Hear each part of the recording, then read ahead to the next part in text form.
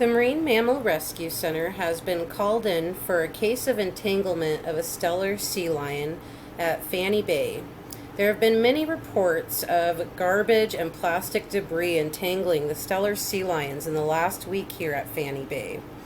So this special team, led by Martin Halina, the wildlife veterinarian at the Vancouver Aquarium, has helped concoct a special sedative that is short-lasting but works especially for Steller sea lions and California sea lions and is used globally.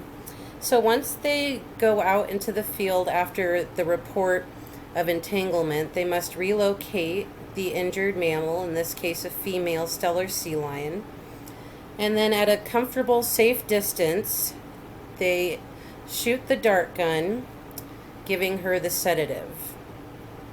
They slowly approach the sea lion as the sedative kicks in, making sure she's okay, and then using a hoop net, they hold her body above water and slowly removed the entanglement from around her neck, which is very deep in her flesh.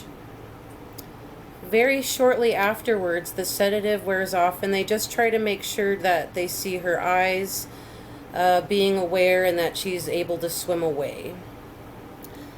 This was a successful rescue, and they've been completing many of these entanglement rescues, and so we really appreciate this team at the Marine Mammal Rescue Center. They also need to record and mark the bag with the debris in it for future research in entanglement.